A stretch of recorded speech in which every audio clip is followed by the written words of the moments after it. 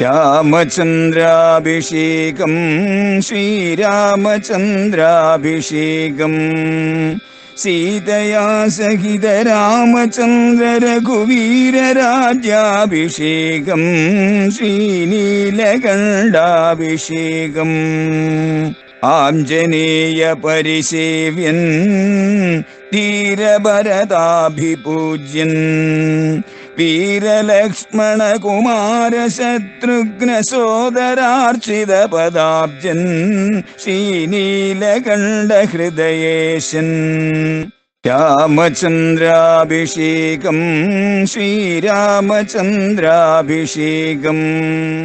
വേല ചെയ്യാം അതിന് അവോളമാശി ഞാൻ, ആലംബനം മറ്റെനിക്കില്ല ദൈവമേ, എനിക്ക് അവലംബം അങ്ങ് മാത്രമാണ്. ഹനുമാന്റെ രാമപാദങ്ങളിലുള്ള പൂർണ്ണ സമർപ്പണം ഈ വാക്യത്തിനകത്ത് കിടക്കുന്നു. അവിടെ ഹനുമാൻ രാമപാദ സേവകനായിട്ട് ഒന്നായി ചേർന്നിരിക്കുന്നു. പിന്നെ എപ്പോഴും ആഞ്ജനേയനെ നമ്മൾ കാണുന്നത് രാമപാദങ്ങളിലാണ്, അത് വിട്ട് ആഞ്ജനേയനില്ല. അങ്ങനെ എനിക്ക് ആലംബനം ഭഗവാനെ അങ്ങ് മാത്രമാണ്. അങ്ങയുടെ തിരുമനസ്സിൽ ഞാൻ ഈ പറഞ്ഞ വാക്യം ഹിതകരമെന്ന് തോന്നുന്നുണ്ടെങ്കിൽ ഞാൻ ഈ നിമിഷം തന്നെ അങ്ങയെയും ലക്ഷ്മണകുമാരനെയും സുഗ്രീവ എത്തിക്കാം. നിങ്ങൾ രണ്ടുപേരും എൻ്റെ തോളിലേറിയാൽ മതി എന്ന് പറഞ്ഞ് തൻ്റെ മഹോന്നതമായിരിക്കുന്ന വാനരപ്രഭാവം, വാനരാകാരം പ്രദർശിപ്പിച്ച് മുന്നിൽ തൊഴുകയോടുകൂടി വിനയാന്വിതനായി നിന്നു. രാമലക്ഷ്മണന്മാർ സന്തോഷത്തോടു കൂടിയിട്ട് ആഞ്ജനേയൻ്റെ തോളിലേറി. ശ്രീരാമലക്ഷ്മണന്മാരെ കഴുത്തിൽ അമ്മാറങ്ങെടുത്ത് നടന്നിതു മാരുതി. അവരെ രണ്ടുപേരെയും തോളിലെടുത്തുകൊണ്ട് വളരെ വേഗത്തിൽ ഒരു ചാട്ടം ഋഷ്യമുഖാദ്രിയുടെ മുകളിൽ ഏറ്റവും സുരക്ഷിതമായിരിക്കുന്ന മനോഹരമായിരിക്കുന്ന സ്ഥാനത്ത് അവർ രണ്ടുപേരെയും സുഖമായി നിർത്തിയിട്ട് സുഗ്രീവൻ്റെ സമീപത്ത് എന്ന് പറഞ്ഞു, അല്ലയോ സുഗ്രീവ, ഭാഗ്യം അങ്ങയെ ഇതാ തേടി വന്നിരിക്കുന്നു. നീ ഭയത്തെ കളയുക. ഇതാരെന്നറിയോ? സൂര്യവംശജനായിരിക്കുന്ന ദശരഥ മഹാരാജാവിൻ്റെ പുത്രന്മാരാണ്. മൂത്തയാളായ രാമൻ, അതേപോലെ തന്നെ മൂന്നാമത്തെ പുത്രനായിരിക്കുന്ന ലക്ഷ്മണകുമാരൻ. എന്തു വേണം എന്ന് വെച്ച് കഴിഞ്ഞാൽ വേഗേന ചെന്ന് വന്ദിച്ച് സഖ്യം ചെയ്ത് ഭാഗവതപ്രിയനായി വസിച്ചിടുക. ഇനി അല്പവും താമസിക്കരുത്. വളരെ വേഗത്തിൽ അവരുടെ മുന്നിൽ എത്തിച്ചേരുക, അവരെ വന്ദിക്കുക, എന്നിട്ട് അവരോട് സഖ്യം ചെയ്യുക. എന്നിട്ട് ഭഗവാനെ ഹൃദയത്തിൽ തന്നെ എപ്പോഴും വെച്ച് ആരാധിക്കുന്ന പരമഭക്തനായിട്ട് നീ പരിണമിക്കുക. അതുകൊണ്ട് തന്നെ ഭഗവാൻ ഏറ്റവും പ്രിയപ്പെട്ടവനായും നീ മാറുക. നിനക്ക് ഭഗവാനാണ് പരമപ്രിയമായിട്ടുള്ളത്. ഭഗവാന് നിന്നോട് വളരെയേറെ വാത്സല്യം. അങ്ങനൊരു ബന്ധത്തിൽ നിങ്ങൾ രണ്ടുപേരും ഒന്നായി സുഹൃത്തുക്കളായി നിൽക്കുക. അങ്ങനെ ആയിക്കഴിഞ്ഞാൽ നിശ്ചയമായിട്ടും ഈ വിപത്തുകൾ, ദുഃഖങ്ങളെല്ലാം ഇല്ലാതായിത്തീരും. ഈ ലോകത്തിൽ ആർക്ക് തന്നെ ആയാലും കഷ്ടപ്പാടുകളിൽ നിന്ന് രക്ഷപ്പെടണമെന്നുണ്ടെങ്കിൽ, ഒരിക്കലും നഷ്ടപ്പെടാത്തതായ സൗഖ്യം കൈവരണം എന്നുണ്ടെങ്കിൽ വേണ്ടുന്നത് ഭഗവാന്റെ പാദങ്ങളെ ശരണം പ്രാപിക്കുക എന്നുള്ളതാണ്. അതിനുള്ളതായ അവസരം ഇതാ സുഗ്രീവന് വന്നു ചേർന്നിരിക്കുന്നു. അതാണ് ഉത്തമനായ മന്ത്രി സുഗ്രീവനോട് നേരിട്ട് പറയുന്നത്. ഇത് കേൾക്കേണ്ട താമസം. ആഞ്ജനേയനെയും കൂട്ടി മറ്റു മന്ത്രിമാരെയും കൂട്ടി സുഗ്രീവൻ രാമലക്ഷ്മണന്മാർ നിൽക്കുന്നിടത്തേക്ക് ചെന്നു. രാമന് ഇരിക്കാൻ വേണ്ടിയിട്ട് സുഗ്രീവൻ തന്നെ തളിരിലകൾ കൊണ്ട് ഒരു മനോഹരമായിരിക്കുന്ന, അങ്ങേയറ്റം സുഖകരമായിരിക്കുന്ന ഒരു ഇരിപ്പിടമുണ്ടാക്കി.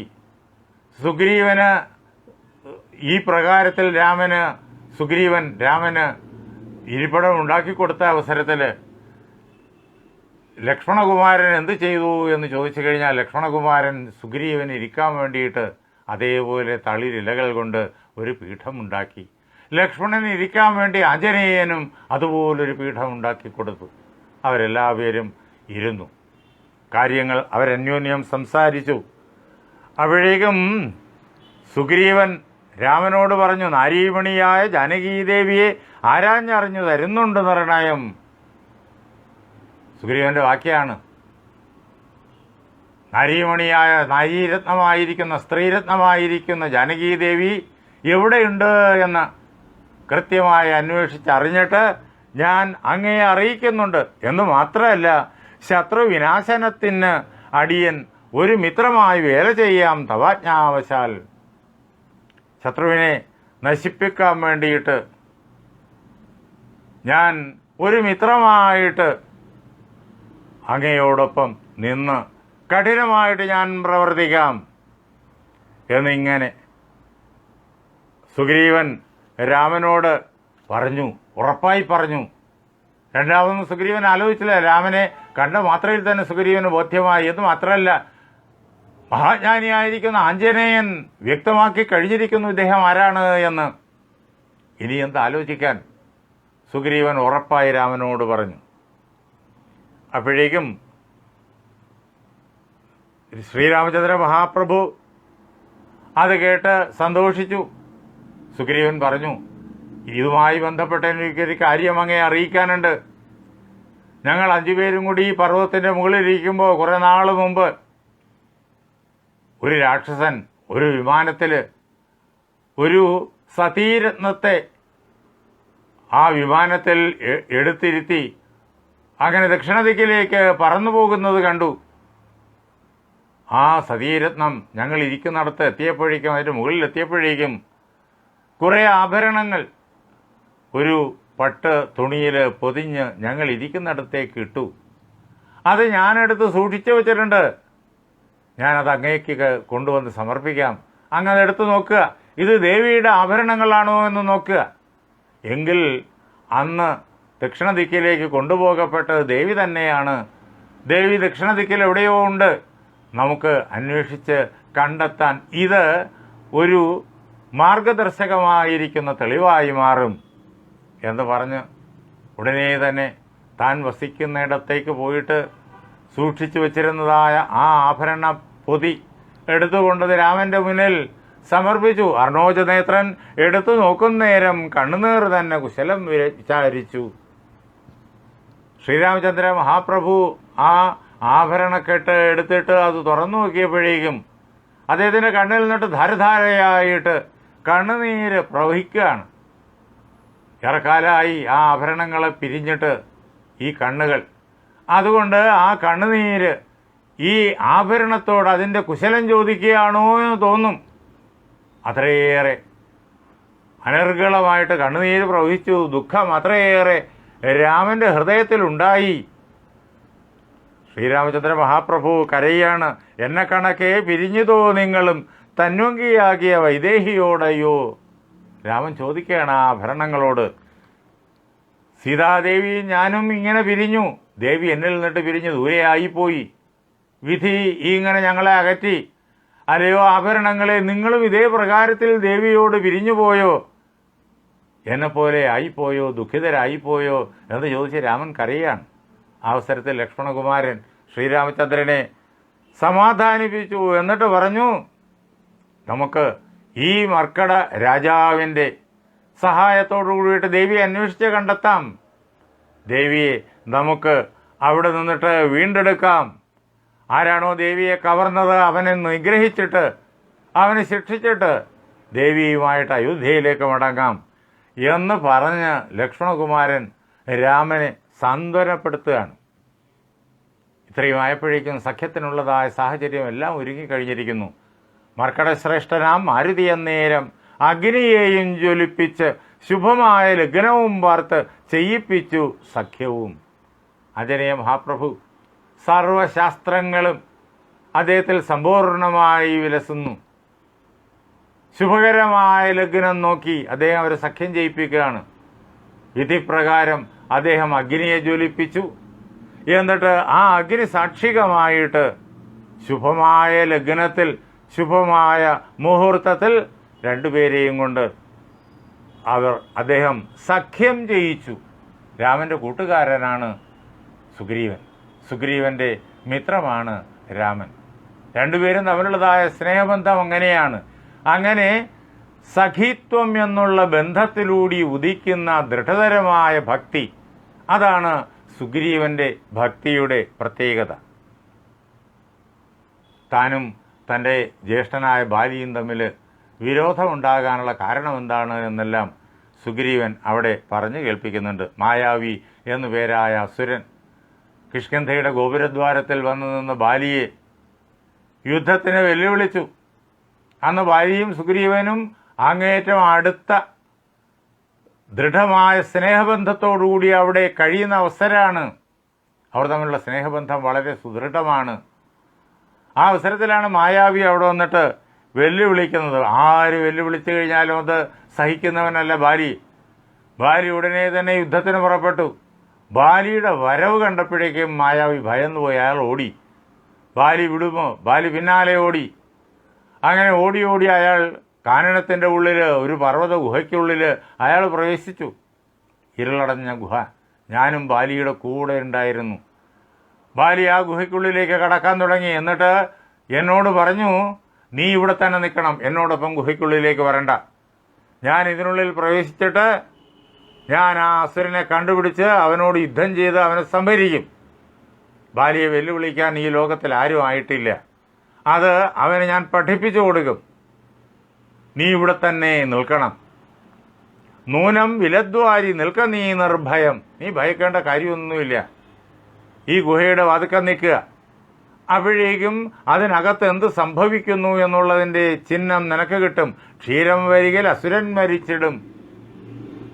ഈ ഗുഹയുടെ വാതിലിൽ കൂടി പാല് ഒഴുകി വരുന്നത് നിനക്ക് കാണാൻ കഴിഞ്ഞാൽ നിനക്ക് ഉറപ്പിക്കാം ഞാൻ അസുരനെ കൊന്നു എന്ന്. ചോര വരികിൽ സംഭവം നേരെ തിരിച്ചാണ് ഉണ്ടായിരിക്കുന്നത് എന്നർത്ഥം. എങ്കിൽ ആ അസുരൻ വീണ്ടും കോപത്തോടു കൂടിയിട്ട്, ബാലിയെ സംഹരിച്ചുള്ള കോപത്തോടു കൂടിയിട്ട് നേരെ കിഷ്കിന്ധയിലേക്ക് വന്ന് കിഷ്കിന്ധാവാസികളെ ഉപദ്രവിക്കരുത്, അതിനു വേണ്ടിയിട്ട് അവൻ രക്ഷപ്പെടാൻ പറ്റാത്ത രീതിയിൽ ഈ ഗുഹാദ്വാരം നീ നന്നായി ബന്ധിച്ചിട്ട് നേരെ കിഷ്കിന്ധയിൽ ചെന്ന് നാട്ടുകാരോട് കാര്യങ്ങളെല്ലാം പറഞ്ഞ് അവിടെ വസിക്കുക എന്ന് പറഞ്ഞിട്ടാണ് ജ്യേഷ്ഠൻ അതിനുള്ളിൽ പ്രവേശിച്ചത്. ഞാൻ 1 മാസക്കാലം അവിടെ നിന്നു.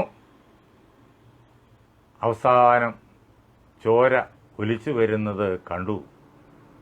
ജ്യേഷ്ഠൻ മരിച്ചു എന്ന് മനസ്സിലാക്കി ഞാൻ ഞെട്ടിപ്പോയി. കിഷ്കിന്ധയെ രക്ഷിക്കാൻ വേണ്ടിയിട്ട് ജ്യേഷ്ഠൻ പറഞ്ഞ പ്രകാരത്തിൽ ആ വിലദ്വാരം ഞാൻ അടച്ച് കിഷ്കിന്ധയിൽ ചെന്നു. നാട്ടുകാരോട് കാര്യങ്ങൾ പറഞ്ഞു. അമാത്യന്മാർ എല്ലാവരും കൂടിയാലോചിച്ചിട്ട് എന്നെ രാജാവായിട്ട് അഭിഷേകം ചെയ്യാൻ പുറപ്പെട്ടു. ഞാൻ ആ സ്ഥാനം സ്വീകരിക്കാൻ തയ്യാറില്ലായിരുന്നു. പക്ഷേ അവർ നിർബന്ധിച്ചു. രാജ്യം അരാജകമാകാൻ പാടില്ല. അങ്ങനെ എന്നെ നിർബന്ധിച്ചിട്ട് അവർ രാജാവായി വാഴിച്ചു. കുറച്ചു നാൾ കഴിഞ്ഞപ്പോഴേക്കും ആ ഗുഹാദ്വാരം ചവിട്ടി പൊട്ടിച്ച് ബാലി പാഞ്ഞു വന്നു. ബാലിയെ കൊല്ലാൻ വേണ്ടിയിട്ട് ഞാൻ മനഃപൂർവ്വം ആ ഗുഹാദ്വാരം ബന്ധിച്ചതാണ് എന്ന് അദ്ദേഹം വിചാരിച്ചു. ക്രോധത്തോടു കൂടിയിട്ടാണ് അയാൾ പാഞ്ഞു വരുന്നത്. ആ അവസരത്തിൽ എല്ലാവരും ബാലിയോട് നടന്ന കാര്യങ്ങളെല്ലാം കേൾപ്പിച്ചു. അവർ നിർബന്ധിച്ചാണ് എന്നെ രാജാവാക്കിയത് എന്നുള്ള കാര്യം അവർ അറിയിച്ചു. ഗുഹാദ്വാരത്തിൽ കിട്ടിയതായ ചിഹ്നം അത് ബാലി കൊല്ലപ്പെട്ടു എന്നുള്ള ചിഹ്നമാണ്. ബാലി പറഞ്ഞ ചിഹ്നമാണ് കണ്ടത്. രക്തം അവിടെ നിന്നിട്ട് പ്രവഹിക്കുന്നു. അതുകൊണ്ട് നാട്ടുകാർ ഇങ്ങനെ ഒരുമിച്ച്, അമാത്യന്മാർ ഒരുമിച്ച് സുഗ്രീവനെ രാജാവായി അഭിഷേകം ചെയ്തതാണ്. സുഗ്രീവന്റെ പക്ഷത്ത് തെറ്റൊന്നുമില്ല എന്ന് എല്ലാവരും ഏകകണ്ഠമായി പറഞ്ഞിട്ടും ബാലി അങ്ങേറ്റം ക്രോധാത്മാവാണ്. അദ്ദേഹം സുഗ്രീവനെ കൊല്ലാനായിട്ട് പുറപ്പെട്ടു. സുഗ്രീവൻ പിന്നെ നിവൃത്തിയില്ലാതെ ലോകം മുഴുവൻ ഓടി. ബാലി കൂടെ. അവസാനമാണ് സുഗ്രീവൻ ഓർത്തത്, മതംഗ കാനനത്തിൽ ബാലിക്ക് പ്രവേശിക്കാൻ പറ്റൂല. അതുകൊണ്ട് സുഗ്രീവൻ ഓടി അവിടെ എത്തി. ഇനി ഇവിടെ ഈ കാനനത്തിൻ്റെ ഉള്ളിൽ തനിക്ക് ഭയം കൂടാതെ കഴിയാം. അങ്ങനെയാണ് സുഗ്രീവൻ അവിടെ എത്തിയത്. ഇതിനിടയ്ക്ക് ബാലി എന്തുകൂടി ചെയ്തു?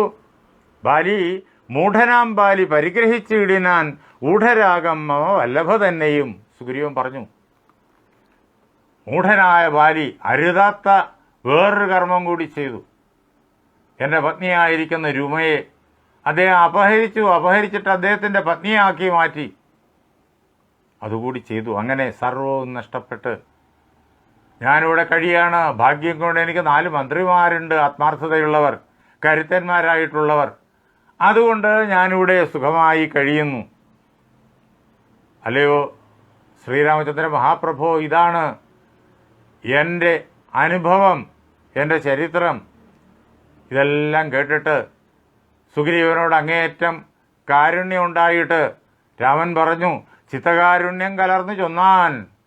സുഗ്രീവനോട് വളരെയേറെ കാരുണ്യം ഉണ്ടായിട്ട് രാമൻ പറഞ്ഞു, തവ ശത്രുവിനെ കൊന്ന് പത്നിയും രാജ്യവും വിത്തവുമെല്ലാം അടക്കിത്തരുവൻ ഞാൻ നിന്റെ ശത്രുവിനെ കൊല്ലും. നിന്റെ ശത്രു ആരാ? ബാലി.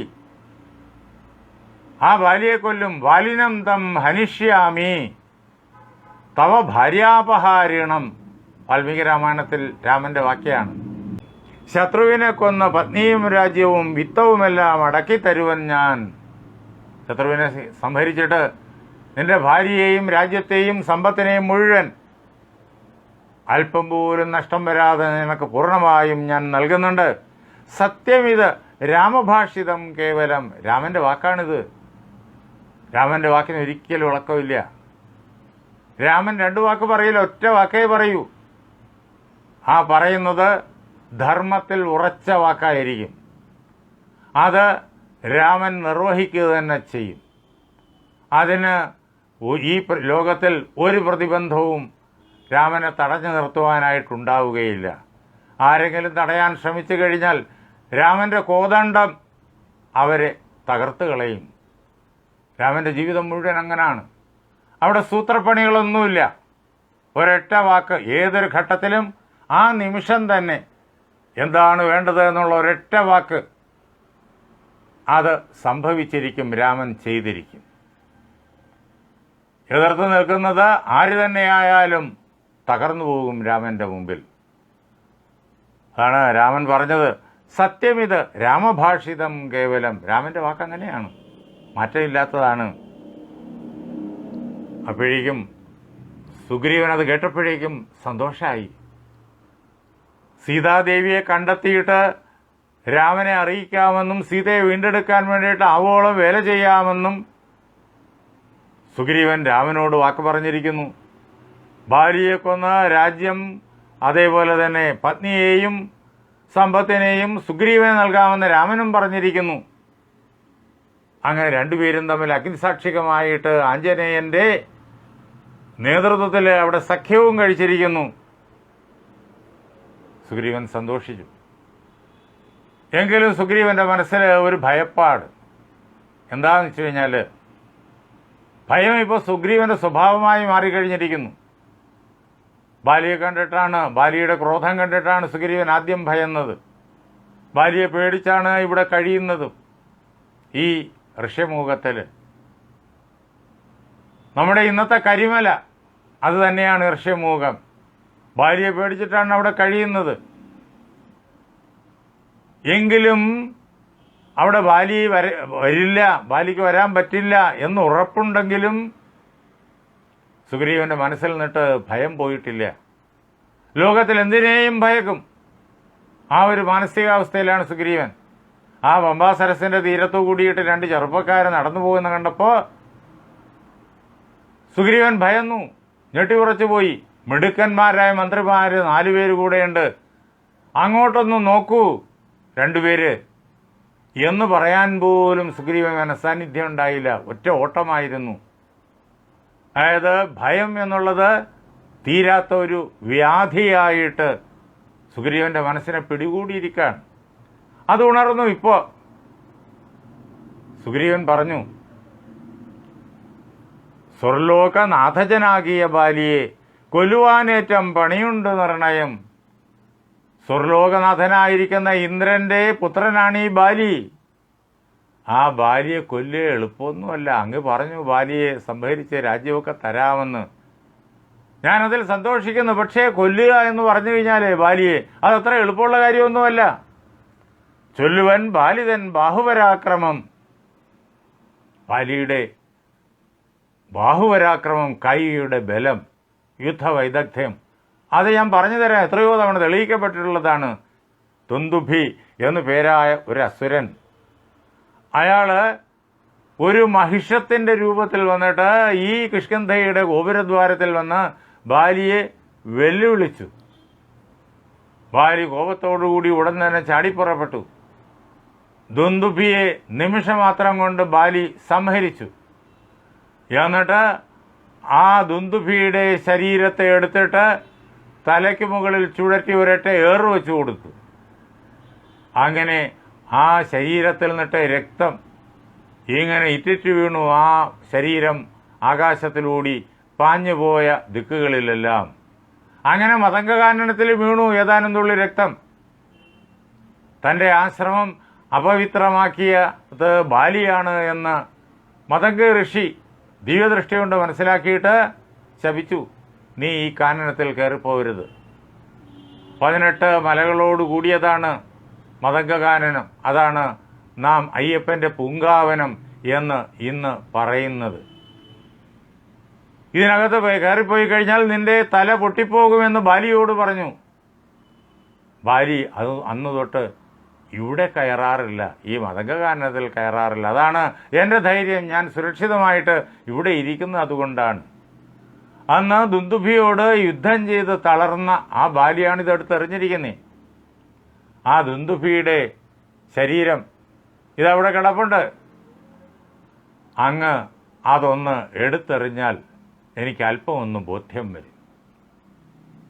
രാമനൊന്ന് പുഞ്ചിരിച്ചു.